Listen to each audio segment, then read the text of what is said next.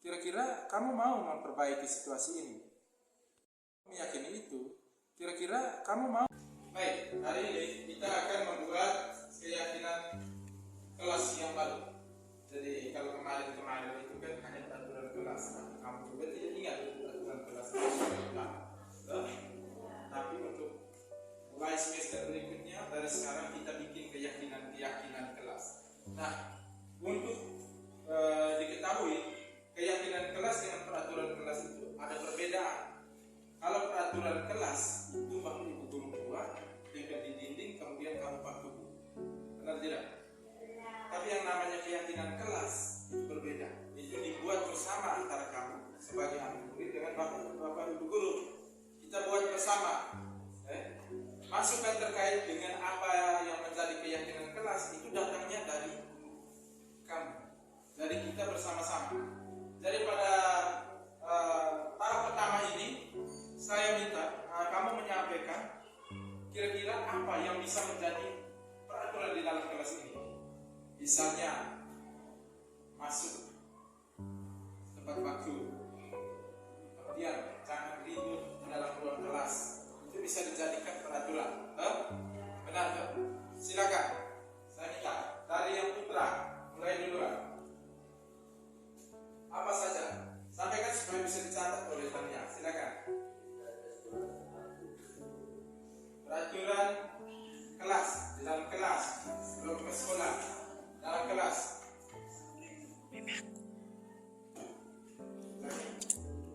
Baik, jangan ribut dalam kelas. Silakan.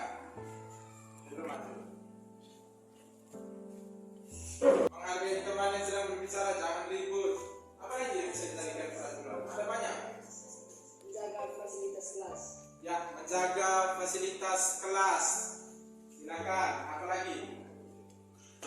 Harus bisa memberikan pendapat. Apa?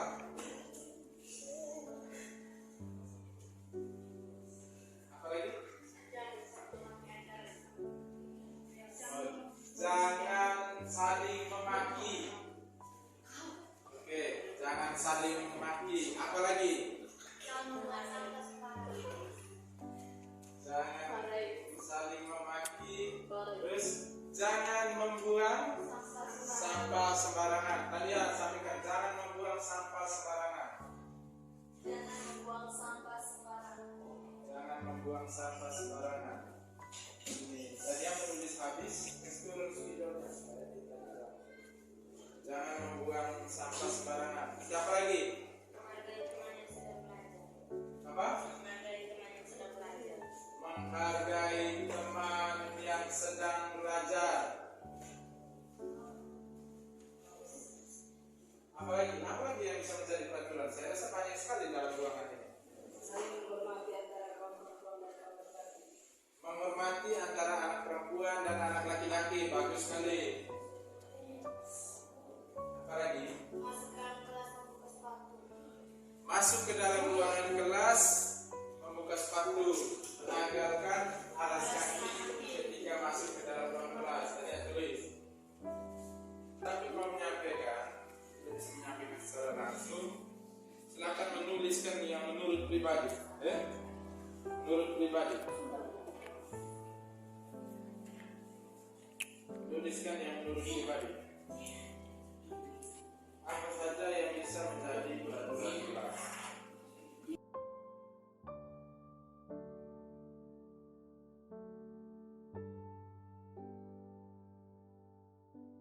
Ini kami sangat senang karena telah membuat keyakinan kelas bersama Pak Guru. Kami sangat senang karena pendapat-pendapat kami diterima dan disepakati menjadi keyakinan kelas.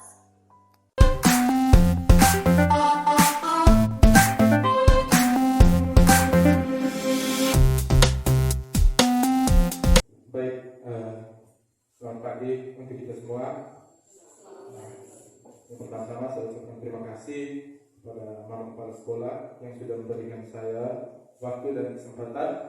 Kemudian ucapan terima kasih juga saya sampaikan kepada teman-teman yang bersedia untuk terlibat dalam kegiatan berbagi praktik baik budaya positif yang dilaksanakan oleh saya sendiri, Clemens Jola Sero Jawa SPD, calon guru penggerak angkatan 7 Kabupaten Nagitio.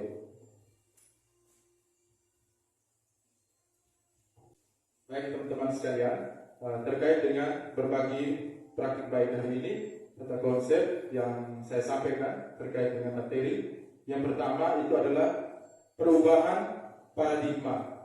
Perubahan paradigma ini dari stimulus respon menuju ke kontrol teori atau choice teori. Kemudian perubahan paradigma ini untuk menghadirkan satu disiplin yang sifatnya disiplin positif yang berlandaskan pada nilai-nilai kebijakan universal. Salah satu bentuk atau salah satu upaya untuk menghadirkan disiplin positif di dalam suatu lembaga pendidikan itu dilakukan dengan melaksanakan keyakinan-keyakinan kelas. Kalau dulu kita menggunakan peraturan kelas, tapi saat ini ditawarkan untuk menggunakan keyakinan-keyakinan kelas. Dan upaya penerapan keyakinan-keyakinan kelas itu kita harus memahami beberapa hal. Yang pertama itu terkait dengan teori, motivasi, hukuman, teori motivasi, hukuman, sanksi, dan restitusi untuk bisa menerapkan keyakinan kelas. Kemudian selain itu kita juga harus memahami terkait dengan kebutuhan dasar manusia. Selain itu yang ketiga itu kita harus memahami 5 posisi kontrol baik sebagai guru ataupun sebagai orang tua. Kita harus tahu posisi kontrol kita seperti apa yang paling ideal dalam penerapan keyakinan kelas. Dan yang keempat itu kita harus memahami segitiga restitusi. Jadi ini adalah konsep materi yang akan saya sampaikan hari ini. Baik teman-teman, sebelum kita kaji lebih dalam terkait dengan materi hari ini, saya mencoba mulai dari satu permainan sederhana, permainan yang memiliki makna yang sebentar kita gali bersama. Jadi dalam permainan ini kita secara berpasangan mengambil pasangan dua orang, kemudian masing-masing pasangan salah satu menggenggam tangan, misalnya Ibu Yo dengan Ibu Marlin, terus Guru Martin dengan Ibu Margot atau Ibu Yenti dengan Ibu Elvira. Coba kita ambil posisi berpasangan, biar dalam posisi duduk. Baik, peraturan permainannya salah satu, sebentar bergantian. Salah satu menggenggam tangan. Baik, salah satu lebih dulu menggenggam tangan. Setelah menggenggam tangan, bayangkan yang ada di dalam tangan itu barang paling berharga yang tidak ingin diberikan kepada orang lain atau tidak ingin diambil oleh orang lain. Barang paling berharga. Karena ini barang paling berharga, dengan cara apapun saya akan mempertahankan genggaman tangan saya. Kemudian pasangannya akan berusaha dengan segala cara, dengan rayuan, dengan paksaan, akan berusaha untuk membuka genggaman tangan. Jadi yang satu berusaha mempertahankan karena ada barang yang paling berharga, yang satu berusaha untuk membuka dengan rayuan ataupun dengan paksaan. Waktu untuk membuka genggaman tangan ini dilakukan selama, saya beri waktu 5 detik. Secara berpasangan ya. Jadi teman sebelah yang membuka. Di sini mungkin mama yang berusaha membuka tangan putri. Ya. 5 detik. Saya hitung dari sekarang. 1, 2, 3, mulai. Baik, waktu habis. Ganti orang berikutnya. Tukar posisi. Teman pasangan sebelah yang menggenggam. Bayangkan bahwa ada benda berharga, ada sesuatu yang sangat berharga yang tidak mau diberikan ke orang lain. Baik, saya hitung sampai 3, kita mulai untuk membuka genggaman tangan. 1, 2, 3. Baik, apakah ada yang berhasil membuka genggaman tangan? Ada? Baik. Mari kita sama-sama perhatikan 1, 2 pertanyaan. Dalam kegiatan ini, sesungguhnya siapa yang memegang kendali atau kontrol untuk membuka atau menutup kepalan tangan? Siapa? Apakah orang yang mengepalkan tangan atau orang yang membuka? Yang memiliki kendali untuk membuka. Jadi kita sepakat bahwa yang memiliki kendali adalah orang yang mengepalkan tangan, bukan orang lain yang ingin membukanya. Kemudian apa yang bisa dipetik dari permainan sederhana ini? Apa yang bisa dipetik? Keteguhan, oke, apa lagi? Prinsip, ya, karakteristik seseorang. Baik, itu adalah poin-poin yang disampaikan oleh Mama Kepala Sekolah. Tapi ada satu poin utama dari permainan ini, bahwa kontrol atas diri itu hanya bisa dilakukan oleh diri sendiri. Siapapun dengan cara apapun tidak bisa mengontrol diri kita. Selama kita tidak mau memberikan hak untuk mengontrol kita, kontrol atas diri itu hanya ada pada diri sendiri. Jadi itu nilai yang ada dalam permainan tadi. Nah, mari dari permainan itu kita bawa ke beberapa materi yang tentunya erat kaitannya dengan disiplin positif dan kontrol diri.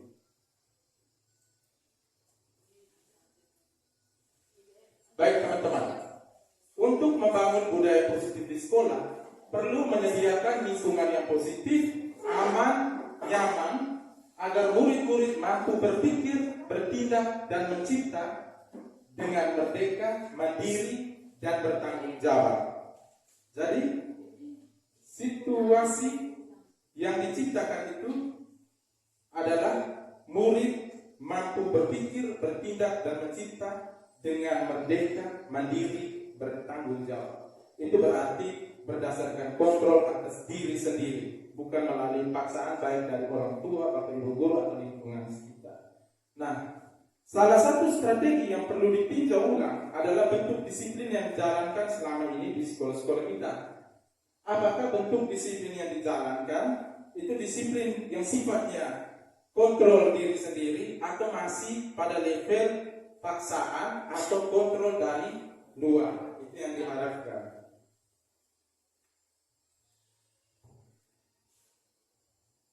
Ini adalah perubahan paradigma yang diharapkan terkait dengan kontrol teori atau choice teori yang merupakan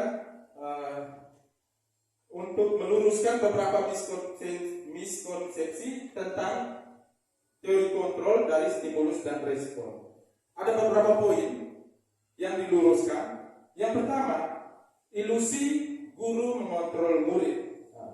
Pada dasarnya kita tidak dapat memaksa murid untuk berbuat sesuatu jikalau murid tersebut memilih untuk tidak melakukan.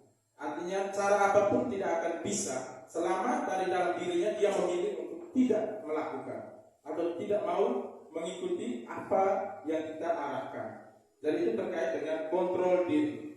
Yang kedua, ilusi bahwa semua penguatan positif akan efektif dan bermanfaat. Penguatan positif atau bujukan itu merupakan salah satu upaya untuk mengontrol orang lain. Jadi upaya itu akan sia-sia selama dia tidak mau mengontrol diri sendiri.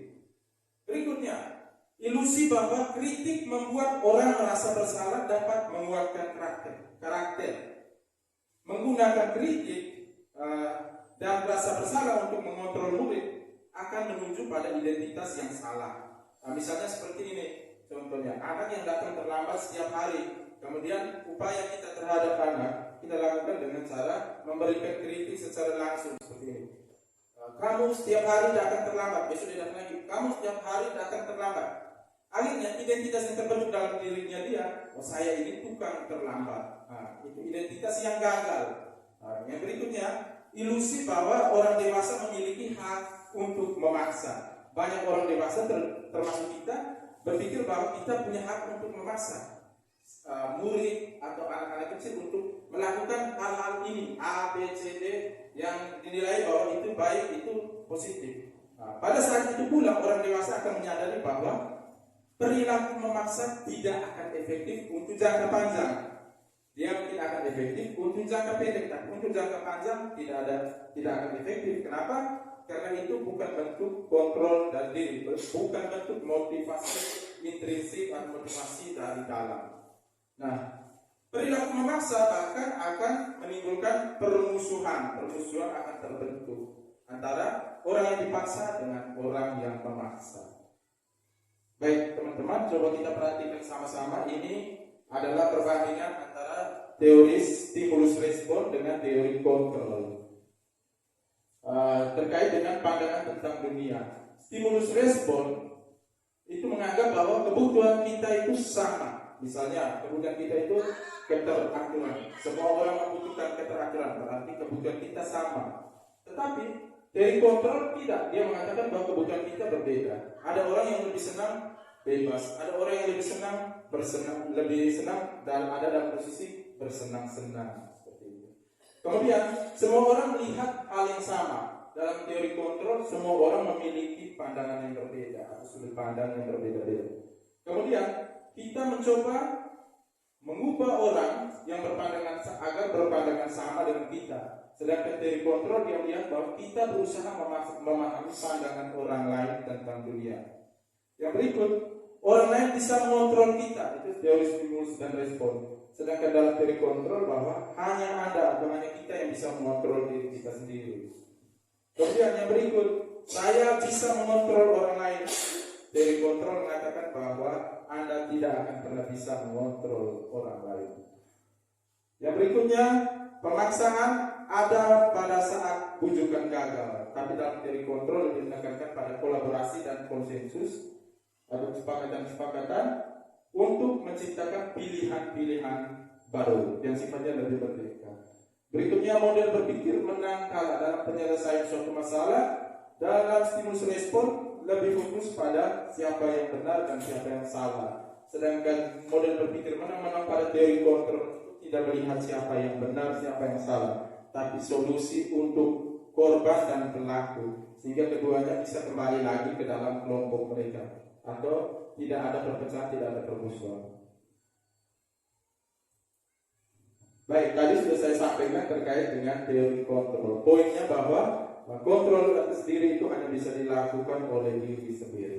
Sekarang kita masuk kepada disiplin positif.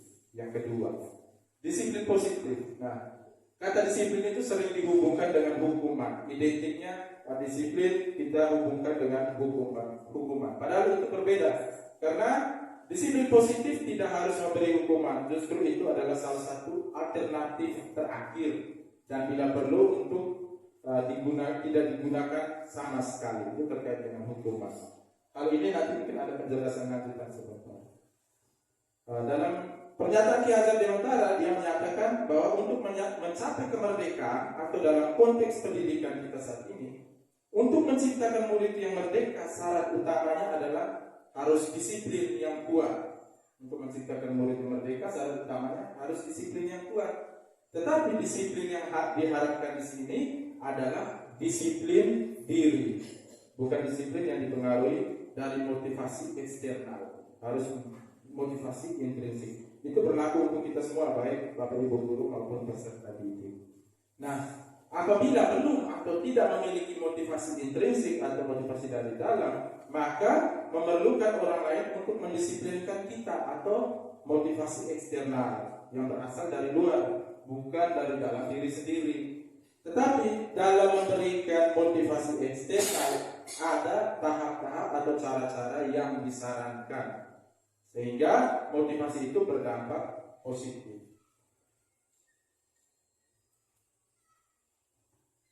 Yang berikutnya, tujuan dari disiplin positif adalah menanamkan motivasi pada murid-murid kita, yaitu untuk menjadi orang yang mereka inginkan dan menghargai diri sendiri dengan nilai-nilai yang mereka percaya. Jadi ini motivasi yang positif, motivasi yang dari diri itu. Tujuan dari disiplin positif adalah menanamkan motivasi pada murid-murid kita, yaitu untuk menjadi orang yang mereka inginkan dan menghargai diri sendiri dengan nilai-nilai yang mereka percaya. Ketika murid-murid kita memiliki motivasi tersebut, mereka telah memiliki motivasi intrinsik yang berdampak jangka panjang. Nah, motivasi yang tidak akan terpengaruh adanya hukuman dan hadiah. Kalau dia sudah memiliki motivasi intrinsik, pemberian hadiah tidak mungkin mempengaruhi motivasinya dia. Hukuman tidak mungkin merusak motivasinya dia selama sudah ada motivasi intrinsik. Yang berikutnya, dengan kata lain, seorang yang memiliki disiplin diri berarti mereka bisa bertanggung jawab terhadap apa yang dilakukan, karena mereka mendasarkan tindakan mereka pada nilai-nilai kebajikan universal. Terkaitan dengan disiplin positif tadi yang saya sampaikan di atas, bahwa mereka menjadi orang yang mereka inginkan dengan menghargai diri sendiri dan nilai-nilai yang mereka percaya. Jadi nilai-nilai yang dipercaya itu adalah nilai kebajikan universal. Nah, nilai kebajikan universal itu nilai yang disepakati bersama, di luar aspek, tanpa mempertimbangkan aspek agama, tanpa mempertimbangkan aspek suku, ras. Itu disebut nilai-nilai kebajikan universal. Nah, salah satu contoh dari nilai kebajikan universal yang ada di lembaga pendidikan itu profil pelajar Pancasila. Itu adalah contoh nilai-nilai kebajikan universal. Jadi disiplin positif itu dasarnya adalah nilai kebajikan universal, yaitu nilai-nilai yang ada dalam profil Pancasila atau dalam IDO Primary Years Program. Itu adalah nilai-nilai kebajikan universal, mandiri, bernalar kritis. Ini harus menjadi dasar dari disiplin positif yang diterapkan. Ini saya petik dari materi yang sampai tadi. Jadi mungkin selama ini ya kita berbuat sesuatu terhadap siswa itu punya orientasi bahwa siswa harus melakukan itu sesuai dengan keinginan kita, tapi sebenarnya itu agak keliru. Agak keliru. Tapi kita berjuang, berusaha untuk bagaimana siswa itu berbuat berdasarkan atas kesadaran yang timbul dari dalam diri, bukan paksaan dari luar. Harus hasilnya itu berdasarkan itu yang tumbuh dari dalam diri mereka. Itu yang saya ketik. Terima kasih. Baik, upaya untuk menghadirkan disiplin positif di sekolah itu dapat dilakukan dengan membuat keyakinan kelas. Nah, selama ini kita buat itu peraturan-peraturan kelas. Tapi yang disarankan sekarang itu membuat keyakinan kelas. Apa yang menjadi perbedaan antara peraturan kelas dengan keyakinan kelas? Nah, keyakinan kelas itu bersifat lebih abstrak dari peraturan yang lebih rinci dan konkret. Kalau peraturan datang tepat waktu, datang lebih awal, lebih konkret. Sedangkan untuk keyakinan kelas sifatnya lebih abstrak, dia lebih umum. Kemudian keyakinan kelas berupa pernyataan-pernyataan yang sifatnya universal. Ketiga, pernyataan keyakinan kelas senantiasa dibuat dalam bentuk positif. Keempat, keyakinan kelas hendaknya tidak terlalu banyak sehingga mudah diingat dan dipahami oleh semua warga kelas. Jadi dari 12, 14 poin peraturan kelas yang berlandaskan pada nilai kebajikan universal yang sama itu dibuat menjadi satu keyakinan, sehingga keyakinan kelas itu tidak banyak. Berikutnya, keyakinan kelas sebaiknya sesuatu yang dapat diterapkan di lingkungan tersebut.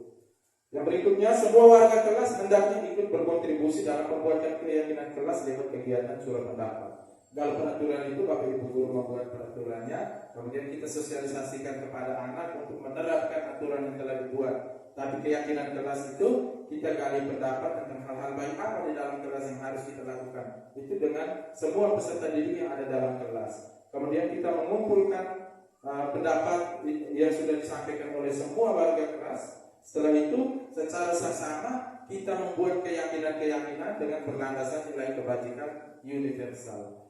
Jadi keyakinan kelas itu dibuat bersama dengan semua anggota kelas atau semua anggota komunitas yang ada di sekolah.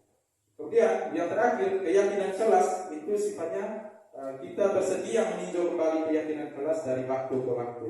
Ada hal yang perlu ditambahkan, misalnya ada contoh kasus yang tidak dibuatkan keyakinan kelas, kita bisa meninjau kembali dan menambah keyakinan kelas itu. Baik, ini contoh keyakinan kelas yang beberapa hari lalu saya dengan kelas 8A coba duduk sering-sering. Itu keyakinan kelas, coba saya susun. Keyakinan kelas untuk 8A yang pertama bertanggung jawab mengerjakan tugas pikir. Kedua, bersikap jujur. Ketiga, bersikap tenang saat pelajaran berlangsung. Keempat, bersikap sopan dan saling menghormati. 5, saling tolong-menolong. 6, 6. Hidup rukun dengan teman. Jadi dia lebih umum, lebih universal, tidak secara rinci. Tapi di dalam poin-poin ini dia sudah mencakup beberapa peraturan kelas yang mencakup.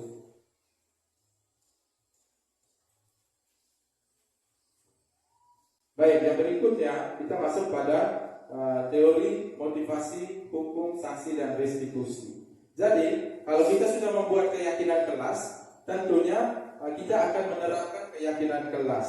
Nah, untuk mengawal penerapan keyakinan kelas, kita perlu memahami tentang yang pertama teori motivasi, yang kedua hukuman, ketiga sanksi, keempat restitusi.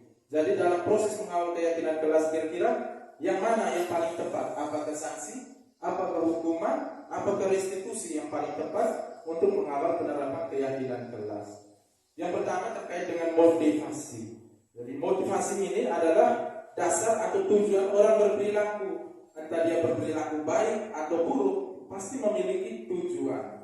Nah, tujuan-tujuan itu adalah motivasi perilaku. Nah, motivasi perilaku yang pertama itu untuk menghindari ketidaknyamanan atau hukuman. Nah, ini motivasi yang ada di tingkat paling rendah. Karena motivasi orang menjadi disiplin atau datang tepat waktu itu untuk menghindari ketidaknyamanan, untuk mungkin takut pimpinan atau takut guru, itu motivasi menghindari ketidaknyamanan atau hukuman. Ini motivasi terendah. Nah, motivasi yang kedua itu untuk mendapatkan imbalan atau penghargaan dari orang lain. Ini dia satu tingkat di atas motivasi yang pertama, tapi tujuannya untuk penghargaan dari orang lain. Nah, orang dengan motivasi ini akan bertanya, apa yang saya peroleh, apa yang akan saya dapat ketika saya melakukan A, melakukan B, melakukan C. Nah, motivasi perilaku yang ketiga adalah untuk menjadi orang yang mereka inginkan dan menghargai diri sendiri dengan nilai-nilai yang mereka percaya atau nilai-nilai kebajikan universal. Menjadi seperti orang yang mereka inginkan. Mungkin ada contoh orang yang menerapkan nilai-nilai kebajikan universal. Oh, orang itu sangat baik, dia sangat disiplin. Jadi motivasi yang ketiga, saya ingin bertingkah laku atau menjadi seperti orang itu. Itu yang pertama. Kemudian saya menghargai diri saya sendiri, makanya saya bertindak disiplin. Itu motivasi yang paling tinggi berdasarkan nilai-nilai kebajikan universal. Baik, yang kedua, hukuman dan sanksi. Ini ada kaitannya dengan penerapan keyakinan kelas atau keyakinan sekolah. Teman-teman, dalam menjalankan peraturan ataupun keyakinan kelas, bila mana ada suatu pelanggaran, tentu sesuatu harus terjadi untuk kita perlu meninjau ulang penerapan penegakan peraturan dan keyakinan kelas kita selama ini. Nah, pelanggaran bisa dalam bentuk hukuman dan sanksi atau berupa restitusi. Ya, mungkin sanksi dengan hukuman kelihatan sama, tapi sesungguhnya hukuman dan sanksi atau konsekuensi itu berbeda. Karena hukuman itu dia bersifat tidak rencana atau tiba-tiba.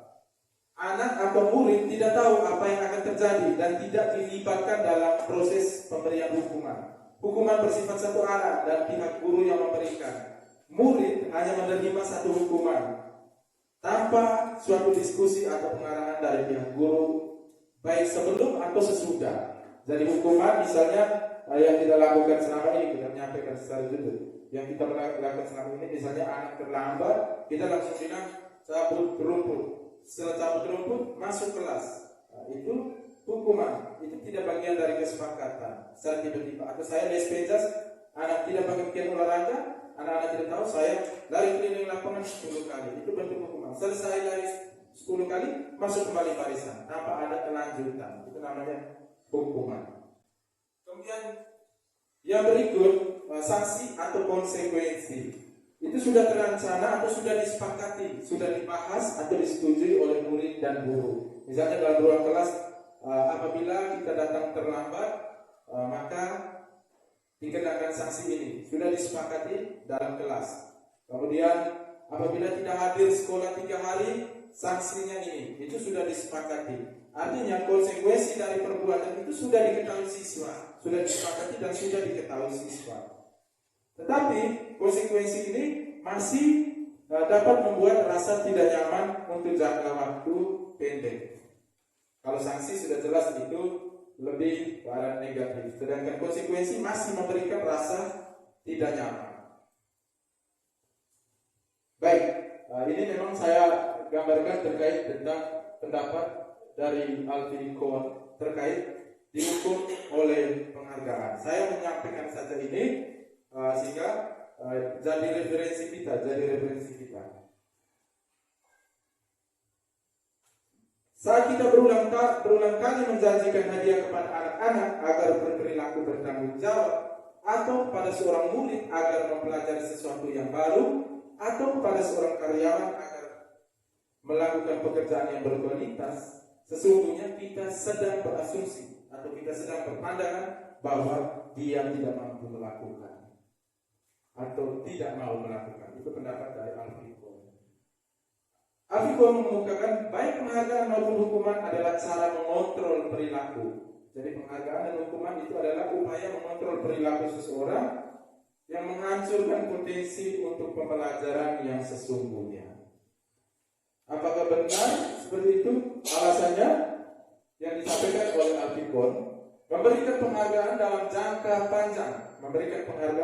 jangka panjang nilainya sama dengan menghukum seseorang. Artinya setiap kali orang mendapat sesuatu atau kita menjanjikan sesuatu untuk setiap hal yang harus dilakukan.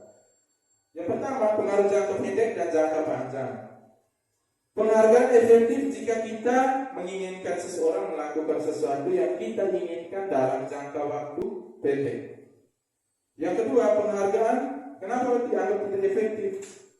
Jika kita memberikan seseorang atau suatu penghargaan untuk melakukan sesuatu, maka kita harus terus-menerus memberikan penghargaan itu jika kita ingin orang tersebut meneruskan perilaku yang kita inginkan. Yang berikutnya, mereka yang percaya bahwa mereka tidak memiliki kesempatan untuk mendapat penghargaan akan berhenti mencoba. Itu maksudnya dari komunitas, misalnya anak-anak. Kenapa? Ini salah satu alasan tidak ada sistem ranking di K13. Jadi anak-anak yang secara kemampuan akademik rendah, dia merasa dia tidak punya peluang untuk mendapat penghargaan, dia akan memilih untuk berhenti mencoba. Itu seperti itu dasar pikirannya. Kemudian penghargaan menghukum. Ini memberikan penghargaan dan hukuman adalah hal yang sama, karena kedua-duanya mencoba mengendalikan perilaku seorang, bukan untuk membentuk motivasi intrinsik atau motivasi dari dalam. Contoh nyatanya, ketika kita memberikan penghargaan kepada seorang anak pada saat dia sedang merasa bangga dengan pencapaian sendiri, tapi sesungguhnya pencapaian yang timbul dari motivasi intrinsik atau motivasi dari dalam, kemudian dia berhasil mencapai sesuatu, kemudian kita memberikan dia penghargaan. Kalau dilakukan secara berulang-ulang, sebenarnya kita sedang mengalihkan motivasi intrinsiknya dia, motivasi yang dari dalam, kita alihkan kepada motivasi terhadap penghargaan. Itu yang dimaksud dengan merampas kebahagiaannya. Contoh penghargaan, saya gambarkan kemarin pas pengerjaan sakit itu, saya mencoba terkait dengan penghargaan. Ketika saya tidak membicarakan penghargaan, saya dan pembantu hanya bekerja dengan 1-2 siswa. Tapi ketika saya berbicara tentang pergi ke SOA, banyak siswa yang datang untuk bekerja, membantu. Kemudian saya bicara lagi membatalkan ke SOA, banyak siswa yang pergi kembali tidak membantu hari terakhir itu. Dan itu saya mencoba menerapkan suatu bentuk upaya pemberian penghargaan terhadap tindakan yang saya ingin mereka lakukan. Baik, yang berikut, dasar tindakan selain motivasi perilaku itu pemenuhan kebutuhan dasar. Jadi setiap tindakan, baik tindakan positif maupun tindakan negatif yang tidak baik, pasti ada tujuan. Tujuannya itu adalah pemenuhan kebutuhan dasar sebagai manusia. Jadi kebutuhan dasar sebagai manusia, kebutuhan yang pertama, kebutuhan bertahan hidup. Misalnya, ketika jam makan siang ada seorang anak yang merampas makanan teman lain. Kalau dalam stimulus respon kita melihat itu sebagai suatu kesalahan. Tapi dalam teori kontrol yang harus dilihat adalah apa tujuan dia merampas makanan itu. Tujuannya adalah kebutuhan bertahan hidup. Kenapa dia melakukan itu? Apakah dia bawa bekal? Apakah dari rumah orang tua memperhatikan bekalnya atau tidak? Itu yang menjadi hal yang jadi fokusnya. Kemudian cinta kasih, kebutuhan yang kedua adalah cinta dan kasih sayang, kebutuhan untuk diterima. Anak-anak melakukan pelanggaran-pelanggaran, apa yang ingin dia penuhi? Apakah cinta kasih atau kebutuhan untuk diterima yang diharapkan? Kemudian penguasaan, kebutuhan pengakuan atas kemampuan. Jadi anak-anak biasa buat hal-hal di luar itu sebenarnya ada upaya untuk mendapat pengakuan. Sering kita bilang makan puji, itu upaya untuk mendapatkan pengakuan. Kemudian kebutuhan akan kebebasan, kebutuhan akan pilihan. Misalnya ketika kita panggil masuk latih nyanyi, semua masuk latih nyanyi. Kemudian sampai di dalam ada yang bikin ribut. Sebenarnya dia tidak mau memilih latih nyanyi, dia punya pilihan yang lain. Hanya kita memaksa untuk latih nyanyi semuanya. Padahal dia punya pilihan yang lain, dia mau bebas untuk memilih hal lain yang dia suka. Kemudian kesenangan, kebutuhan untuk merasa senang. Ini dalam kelas, misalnya dalam kelas ketika les anak dulu malas, acuh tak acuh, tidak perhatikan. Kita cenderung untuk marah, memojokkan anak bahwa kau tidak mengikuti pelajaran dengan baik, tidak memperhatikan. Padahal ada hal yang ingin dia penuhi, yaitu kesenangan. Dia ingin senang, dia ingin proses berjalan menyenangkan. Itu terkait dengan kebutuhan dasar manusia. Pelajaran yang saya dapat hari ini, segala sesuatu yang dari kemauan anak atau kita tidak boleh memaksakan ketika anak tidak mau di bagian yang harus kita latih mereka. Mungkin seperti itu.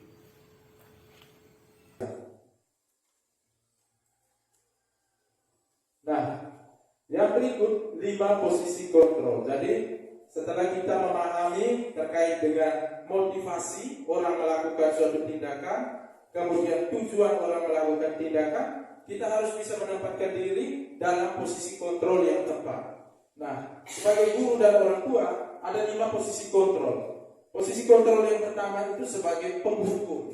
Posisi kontrol yang pertama. Jadi seorang penghukum bisa menggunakan hukuman fisik maupun verbal. Orang yang menjalankan posisi penghukum senantiasa mengatakan bahwa sekolah memerlukan sistem atau alat yang dapat lebih menekankan murid-murid lebih dalam lagi. Nah, itu yang pertama, penghukum.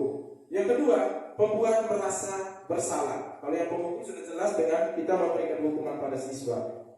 Yang kedua, pembuat orang merasa bersalah. Pada posisi ini biasanya guru akan bersuara lebih lembut, tapi membuat peserta didik itu merasa bersalah. Misalnya saya kita bermasalah dengan peserta didik, saya akan sampaikan bahwa kamu buat begitu, kamu tidak siap saya. Sebentar mama kepala sekolah marah saya. Itu saya membuat anak-anak merasa bersalah dengan saya untuk bertindak. Nah, itu bukan motivasi intrinsik dari dalam diri anak-anak untuk berubah, tapi merasa bersalah dengan saya. Yang berikut, teman. Guru pada posisi ini tidak akan menyakiti murid, namun akan tetap berupaya mengontrol murid melalui persuasi. Posisi teman pada guru bisa negatif atau positif. Yang pertama, sebagai teman, menempatkan diri sebagai teman, kita senantiasa memberi bantuan, dekat dengan siswa memberi bantuan. Suatu saat ketika kita tidak lagi memberi bantuan, dia menganggap kita sudah sebagai teman yang tidak setia kawan lagi dengan dia. Dia akan melakukan kembali pola-pola yang sebelumnya dia lakukan. Jadi dia memiliki rasa ketergantungan dengan teman atau guru yang menerapkan posisi sebagai teman. Yang berikutnya, monitor atau posisi sebagai monitor atau pemantau, berarti mengawasi. Nah, jadi guru sebagai monitor pemantau ini pada saat kita mengawasi itu hanya membandingkan dengan peraturan, mengawasi, membandingkan dengan peraturan. Posisi pemantau berdasarkan pada peraturan dan konsekuensi. Jadi ketika anak berbuat salah tanpa solusi, hanya bilang kamu tahu tidak aturannya. Kalau kamu buat begitu nanti kamu begini, selesai. Atau hanya mencatat perilaku anak tanpa ada tindak lanjut, itu posisi pemantau. Kalau kamu buat begini nanti kamu begini, selesai. Konsekuensinya yang disampaikan. Yang terakhir adalah sebagai manajer. Ini posisi kontrol yang diharapkan diterapkan di sekolah sebagai manajer. Posisi mentor di mana guru berbuat sesuatu bersama dengan murid, mempersilahkan murid mempertanggungjawabkan perilakunya. Jadi pertanggungjawaban atas perilaku tidak dipaksakan, tetapi kita berupaya sehingga murid dengan sendirinya mempertanggungjawabkan perilakunya. Kemudian mendukung murid agar menemukan solusi dan permasalahannya. Posisi manajer tidak memberikan solusi atas permasalahan murid, tapi mendorong murid yang menemukan solusi. Contohnya, kalau murid mau minta maaf, itu bukan minta maaf atas dasar bahwa guru yang menyelesaikan kasus yang minta untuk kau harus pergi minta maaf. Tidak hanya berdiskusi, membangun motivasi untuk minta maaf yang muncul dari dirinya sendiri, bukan dari kita. Jadi itu peran guru sebagai manajer. Ini perbandingan posisi kontrol guru terkait dengan tindakan dan perkataan. Misalnya guru penghukum, tindakan itu memarahi, mengkritik, menyakiti. Kemudian membuat rasa bersalah, mendiamkan, menceramahi, membuat rasa bersalah. Sebagai teman, membuat pemakluman atau pengertian-pengertian. Oh tidak apa. Kemudian pemantau hanya memantau dan mencatat, sedangkan manajer itu bertanya dan membangun kesepakatan. Bukan pemerintah, bertanya membangun kesepakatan. Nah, apabila kita melaksanakan peran sebagai manajer, itu yang disarankan peran sebagai manajer. Maka alat yang bisa kita gunakan untuk menjalankan peran sebagai manajer, sehingga motivasi yang tumbuh pada peserta didik itu adalah motivasi intrinsik. Alat yang bisa digunakan adalah segitiga restitusi. Nah, restitusi ini adalah proses menciptakan kondisi bagi murid untuk memperbaiki kesalahan mereka, sehingga mereka bisa kembali pada kelompok mereka dengan karakter yang lebih kuat. Jadi restitusi itu menciptakan kondisi suasana sehingga anak bisa memperbaiki kesalahan, itu memperbaiki sendiri, artinya motivasinya intrinsik. Kemudian restitusi juga adalah proses kolaboratif yang mengajarkan murid untuk mencari solusi untuk masalah dan membantu murid berpikir tentang orang seperti apa yang mereka inginkan. Jadi restitusi itu kolaborasi melalui ngobrol antara guru dengan murid yang bermasalah. Yang berikutnya, restitusi membantu murid menjadi lebih memiliki tujuan. Disiplin positif, artinya disiplin yang mulai dari dalam diri dan memulihkan dirinya setelah berbuat salah. Jadi setelah berbuat salah, dia tidak merasa terbebani atau tertekan dengan perilaku yang sudah dia buat setelah menghadirkan solusi. Kemudian restitusi penekanannya bukan pada bagaimana berperilaku untuk menyenangkan orang lain atau menghindari ketidaknyamanan, namun tujuannya adalah menjadi orang yang menghargai diri sendiri dan nilai-nilai kebajikan yang dipercaya. Ciri-ciri dari segitiga restitusi atau alat yang dapat kita gunakan untuk melaksanakan peran sebagai manajer.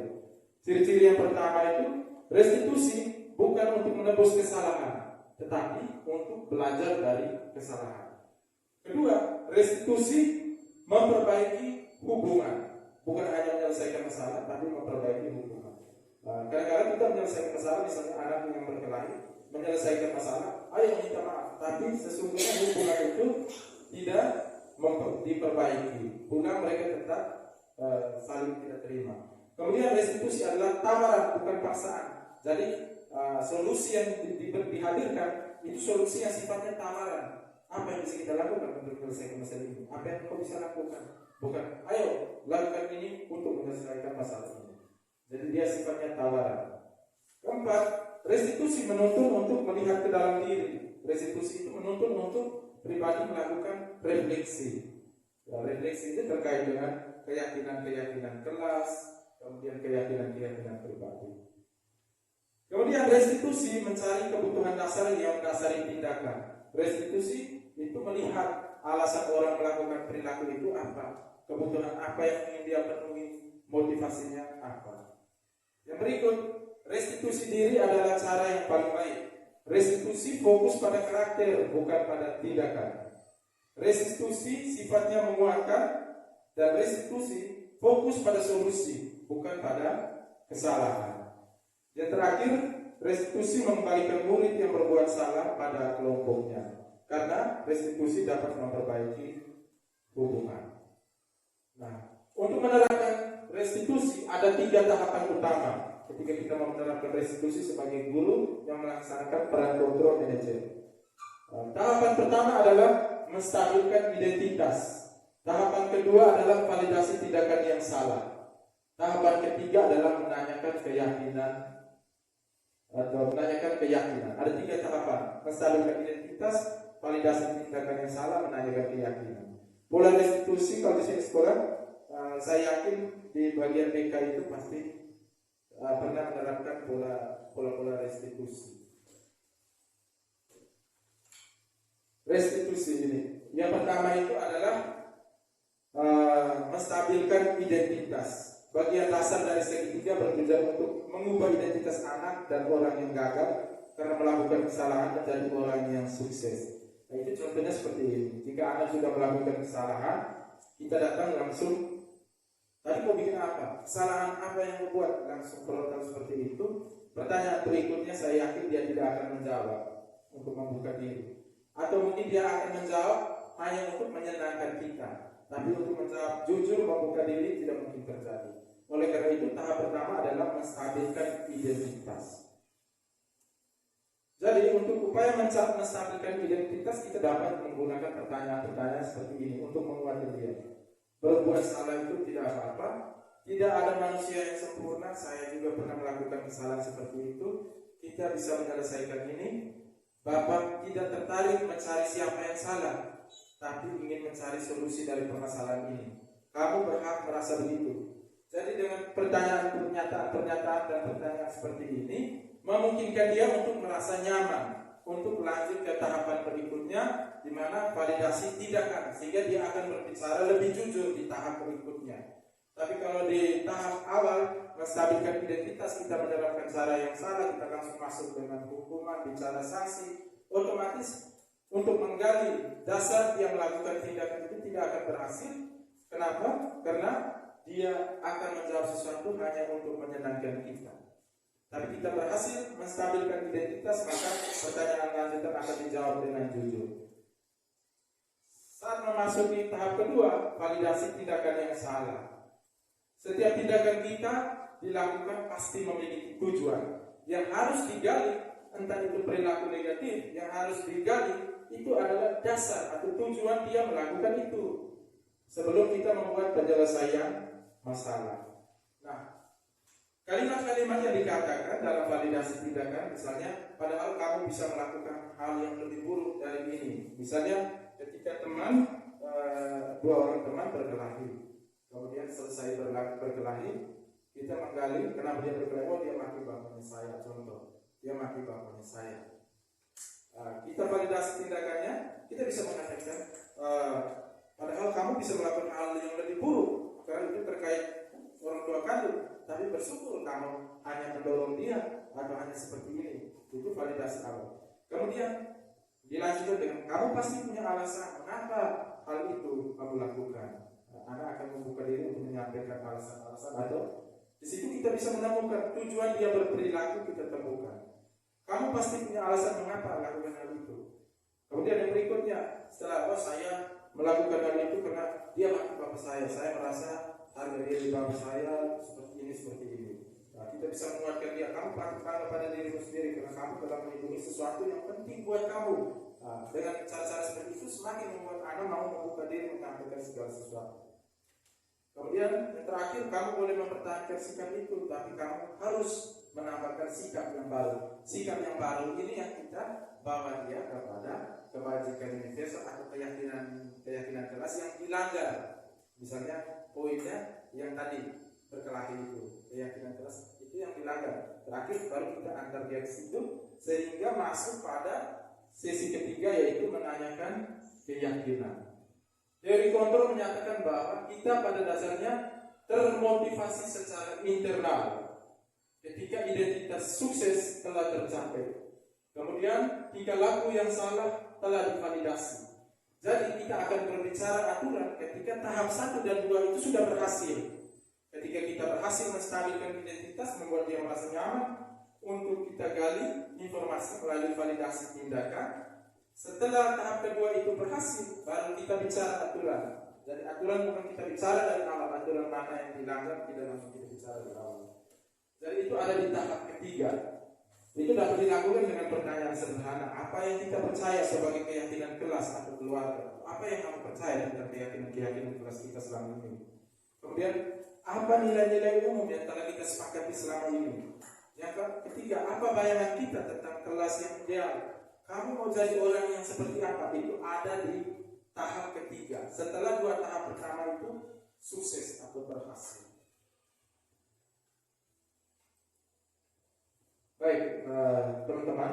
Jadi itu terkait segitiga restitusi. Jadi setelah saya menyampaikan itu, sebelum saya menampilkan contoh penerapan segitiga restitusi yang kemarin saya buat secara sederhana, saya dengan salah satu siswa dengan Pak saya buat kemarin. Saya kembali sedikit membuat kesimpulan dengan menggunakan tata konsep yang saya buat di awal tadi. Baik, berikut ini saya coba tampilkan video sebagai bentuk video. Saya coba menggambarkan segitiga restitusi yang saya buat kemarin sore dengan Marwan.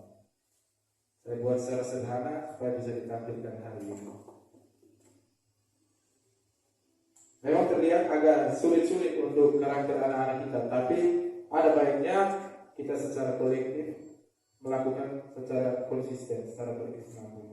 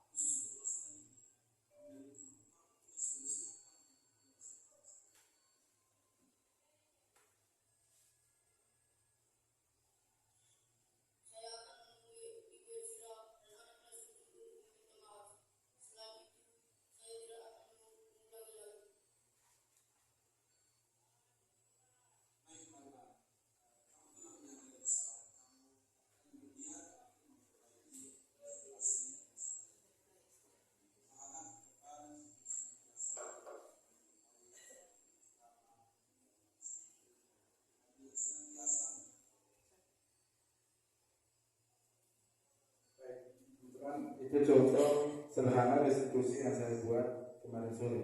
Nah, tentunya bisa kita terapkan dengan 3 tahapan tadi. redaksi kalimat tidak baku bahwa harus seperti ini. Intinya bahwa kita melalui 3 tahap, mulai dari tahap pertama menstabilkan identitas, masuk ke tahap validasi tindakan, baru berbicara peraturan-peraturan, keyakinan kelas pada tahap ketiga, yaitu menanyakan perilaku. Kesimpulannya, perubahan paradigma yang diharapkan, yang saat ini sedang disampaikan kepada calon guru penggerak dan diharapkan terjadi kebiasaan berkembang. Perubahan paradigma itu dari stimulus respon menuju kontrol teori, dan diharapkan disiplin yang akan tumbuh itu adalah disiplin positif. Disiplin positif adalah disiplin yang berdasarkan motivasi intrinsik, motivasi dari dalam diri. Kemudian dasar untuk tindakan disiplin positif itu adalah nilai-nilai kebajikan universal. Upaya menghadirkan disiplin positif dapat dilakukan dengan membuat keyakinan kelas. Upaya penerapan keyakinan kelas dapat dilakukan dengan memahami teori motivasi, hukuman, sanksi, restitusi. Kemudian memahami kebutuhan dasar, 5 posisi kontrol, dan segitiga restitusi. Yang disarankan, posisi kontrol sebagai guru harus mengambil posisi kontrol sebagai manajer. Untuk bisa menerapkan posisi kontrol sebagai manajer harus menerapkan segitiga restitusi. Baik teman-teman, terima kasih untuk waktu dan kesediaan hari ini. Saya cukupi materi yang bisa saya sampaikan. Semoga apa yang saya sampaikan bisa bermanfaat atau sedikit banyak menggerakkan hati kita untuk bergerak bersama menjadi guru yang lebih baik. Terima kasih untuk semuanya. Terima kasih untuk sekolah. Selamat siang.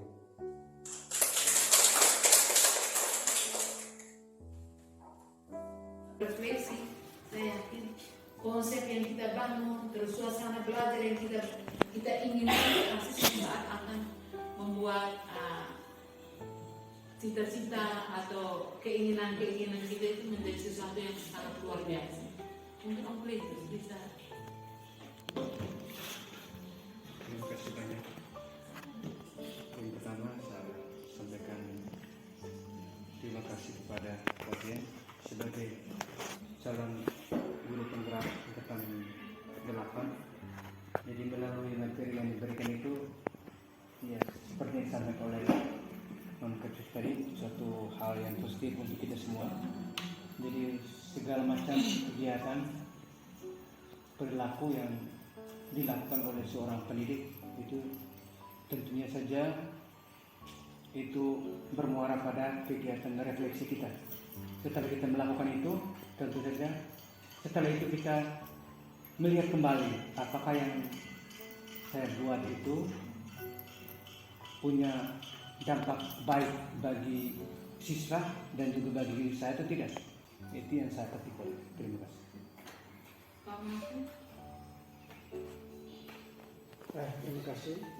Yang pertama saya ucapkan terima kasih kepada Jenny yang sudah memberikan materi tentang bagaimana hal positif yang harus dimiliki guru dalam mendidik anak agar anak itu tumbuh dan berkembang menjadi pribadi yang baik. Dari di zaman yang seperti sekarang ini mendidik orang tidak perlu dengan kekerasan, tidak perlu dengan kata-kata yang kasar, kata-kata kasar bukan membentuk anak untuk membuat anak untuk berubah. Artinya membangkitkan kesadaran siswa itu benar-benar dari hati. Jangan hanya karena kita pasang aturan atau target sehingga hasilnya pasti seperti yang Ibu Guru alami. Ibu Yo,